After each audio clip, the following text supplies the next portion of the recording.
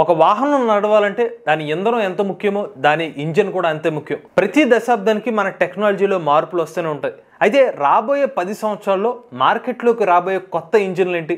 ఈరోజు మన MVS auto Telugu ఛానల్లో తెలుసుకుందాం. నమస్తే, నేను మీ కృష్ణ చైతన్య మండేలో, మీరు చూస్తున్నారు ఎంవీఎస్ ఆటో తెలుగు. ఫస్ట్ కొత్త టెక్నాలజీ ఏం రాబోతుందంటే హైడ్రోజన్ ఫ్యూయల్ టెక్నాలజీ. ఈ హైడ్రోజన్ ఫ్యూయల్ టెక్నాలజీలో ఉన్న ఉపయోగం ఏంటంటే ఆల్మోస్ట్ పొల్యూషన్ లేని ఇంజిన్ అనమాట. ఈ హైడ్రోజన్ ఇంజిన్ 2 విధాలుగా పనిచేస్తుంది. ఫస్ట్ ఇంటర్నల్ కంబషన్ ఇంజిన్ ద్వారా పనిచేస్తుంది. అంటే హైడ్రోజన్ ని మండించి ఆ ఇంధనంతో బండిని నడిపించడం, ఇలాగ ఒక ప్రాసెస్ ఉంటుంది. లేదంటే ఫ్యూయల్ సెల్ టెక్నాలజీ ద్వారా కూడా హైడ్రోజన్ వాహనాలు పనిచేస్తాయి. ఫ్యూయల్ సెల్ టెక్నాలజీలో లిక్విడ్ హైడ్రోజన్ అనేది ఫ్యూయల్ సెల్ తో రియాక్ట్ అయ్యి అవుట్పుట్ కింద మనకి వాటర్ అనేది బై ప్రోడక్ట్ కింద వస్తుంది. అంటే మనకి వాటర్ వేపర్ అనేది బయటకు అయితే వచ్చేస్తుంది. ఇలా చూసుకున్నా కూడా మనకి పొల్యూషన్ లేకుండా వాహనాలు అయితే రన్ అవుతాయి. మరి ఇప్పుడు హైడ్రోజన్ ఇంధనంతో పనిచేసే వాహనాలు ఏమన్నా మార్కెట్లో అందుబాటులో ఉన్నాయంటే ఇప్పటికే టొయోటా కంపెనీ వాళ్ళు మెరాయ్ వంటి కార్ని అయితే మార్కెట్లోకి అందుబాటులో తీసుకొచ్చారు. ఇది పూర్తిగా హైడ్రోజన్ ఇంధనంతో పనిచేసే వాహనం. హైడ్రోజన్ ఇంధనంతో పనిచేసే వాహనాల్లో ఉన్న అడ్వాంటేజ్ ఏంటంటే దీనికి ఎలక్ట్రిక్ వాహనాల్లో ఉన్న లిమిటేషన్స్ అయితే ఉండవు అనమాట. ఎంత రేంజ్ కావాలంటే కేవలం తక్కువ టైంలోనే మన హైడ్రోజన్ రీఫిల్ చేసుకుని ఎక్కువ దూరాలు అయితే ప్రయాణించవచ్చు. రెండోది ప్లాస్మా ఇంజిన్లు. ప్లాస్మా ఇంజిన్ అంటే అర్థం ఏంటంటే ప్లాస్మా అనే ఒక పదార్థం హై ఎనర్జీ డెన్సిటీతో అయితే ఉంటుందన్నమాట. ఈ హై ఎనర్జీ అయోనైజ్డ్ గ్యాస్ ని ఉపయోగించి మన ప్రొపల్షన్ ని రన్ చేస్తాం అనమాట. మరి ఈ ప్లాస్మా ఇంజిన్లు ఎలా పనిచేస్తాయంటే హై ఎనర్జీ డెన్సిటీ ఉన్న అయాన్స్ అవి ఫ్లో అవుతున్నప్పుడు శక్తిని ఉత్పత్తి చేస్తాయి. ఆ శక్తిని యూజ్ చేసే వాహనాలని రన్ చేస్తారు. ఇందులో ఉన్న మరొక అడ్వాంటేజ్ ఏంటంటే మన తక్కువ ఇంధనంతోనే ఎక్కువ దూరం ప్రయాణించవచ్చు. అలానే తక్కువ వేడిని మాత్రమే బయటికి రిలీజ్ చేస్తుంది. మరి ప్లాస్మా ఇంజిన్లతో పనిచేసే వాహనాలు మార్కెట్లో అందుబాటులో ఉన్నాయంటే ప్రజెంట్ అయితే మార్కెట్లోకి అయితే రాలేదు.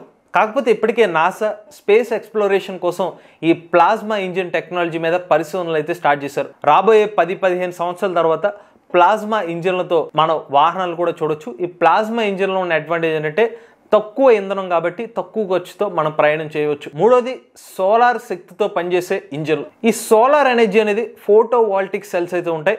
ఈ ఫోటోవాల్టిక్ సెల్స్ ఎప్పుడైతే మనకి కాంతి పడుతుందో ఈ ఫోటోవాల్టిక్ సెల్స్ మీద ఎనర్జీ అనేది, అందులో ఉన్న ఎనర్జీని మనం ఎలక్ట్రికల్ ఎనర్జీ కింద కన్వర్ట్ చేసి విద్యుత్ వాహనాలకు పవర్ సప్లై ఇచ్చి ఆ వాహనాలను మనం రన్ చేసుకోవచ్చు అనమాట. ప్రస్తుతం ఉన్న మార్కెట్లో అయితే సోలార్ పవర్డ్ ఇంజిన్ వాహనాలు అయితే చాలా తక్కువగా ఉన్నాయి. బట్ రాబోయే సంవత్సరాల్లో ఈ సోలార్ ప్యానల్స్ యొక్క ఎనర్జీ డెన్సిటీ మరింత పెరిగితే గనక దానివల్ల కూడా ఉపయోగం ఉంటుంది. మరిన్ని సోలార్ పవర్డ్ వాహనాలు అయితే మార్కెట్లోకి అందుబాటులోకి వచ్చే అవకాశం ఉంటుంది. ఇప్పటికే మనకి లైట్ ఇయర్ అనే ఒక కంపెనీ వాళ్ళు వారి యొక్క సోలార్ పవర్ ఎలక్ట్రిక్ కార్ని అయితే ఇప్పటికే రూపొందించడం జరిగింది. దీని యొక్క రేంజ్ అక్షరాల 1000 కిలోమీటర్ల పైగా అయితే ఉంది.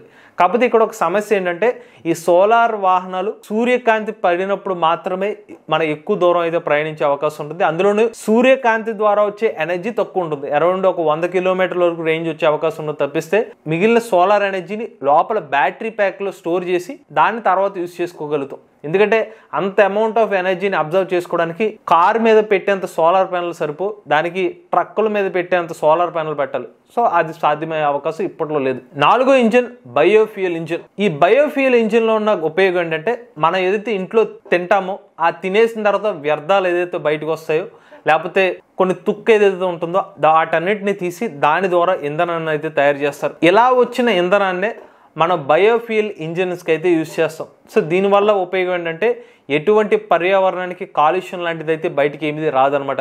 ఇక్కడ మనం బయోఫ్యూయల్ ఇంజిన్స్లో కూడా కంబషన్ ఇంజిన్ యూజ్ చేస్తాం. కాకపోతే ఇక్కడ కంబషన్ ఇంజిన్స్లో ఆ కంబషన్ ప్రాసెస్లో యూజ్ చేసే ఇంధనం ఏదైతే ఉంటుందో అది బయో ఇంధనాన్ని యూజ్ చేస్తాం అనమాట.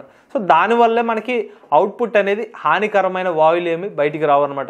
ఇప్పటికే ప్రముఖ కార్ల తయారీ కంపెనీ అయిన ఫోర్డ్ మరియు ఓలో వంటి కంపెనీలు పండ్ల యొక్క వ్యర్థాలను ఉపయోగించి వాళ్ళ వాహనాలని రన్ చేయడం కోసం టెస్టింగ్ కూడా స్టార్ట్ చేశారు. ఇక చివరి టెక్నాలజీ గాలితో నడిచే ఇంజిన్లు. గాలి అంటే కంప్రెస్డ్ గాలి అనమాట. కుదించిన గాలిని ఉపయోగించి దాన్ని మెల్లగా ఎక్స్పాండ్ చేసేటప్పుడు వచ్చే ఎనర్జీని దాన్ని వాహనాన్ని రన్ చేయడం కోసం యూజ్ చేస్తారు. కాకపోతే ఇక్కడ కుదించిన గాలి వల్ల ఒక డిసడ్వాంటేజ్ కూడా ఉంటుంది. దాని వల్ల ఏంటంటే మనకి ఎనర్జీ డెన్సిటీ మరీ ఎక్కువ అయితే ఉండదు అనమాట. ఈవెన్ ఎలక్ట్రిక్ వాహనాలతో పోల్చినా కూడా అంత ఎనర్జీ డెన్సిటీ కూడా ఈ కంప్రెస్డ్ ఎయిర్ ఇంజిన్స్ లో అయితే అంత ఎనర్జీ డెన్సిటీ అయితే ఉండదు. కాకపోతే కుదించిన గాలి వల్ల ఒక ఉపయోగం ఏంటంటే అసలు ఏ మాత్రం పొల్యూషన్ లాంటిది అయితే అవుట్పుట్ అయితే రాదు. రెండోది ఎయిర్ కంప్రెస్డ్ ఇంజిన్ లో ఉన్న ఇంకొక డిసడ్వాంటేజ్ కూడా ఉంటుంది. మరీ గాలిని ఎక్కువ కుదించడం వల్ల అది ఎక్స్ప్లోజన్ అయ్యే అవకాశం కూడా ఉంటుంది. ఇక ఇప్పటికే మనకి టాటా మోటార్స్ వంటి కంపెనీ వాళ్ళు దాదాపుగా ఒక దశాబ్దం కిందే టాటా సంబంధించిన ఎయిర్పాడ్ కార్ మీద వాళ్ళు వర్క్ చేసినట్టుగా తెలిసిందే. వేరే దేశానికి సంబంధించిన కార్ కంపెనీ వాళ్ళతో టైఅప్ అయ్యి వాళ్ళ టెక్నాలజీ ట్రాన్స్ఫర్తో తీసుకొస్తామని చెప్పారు.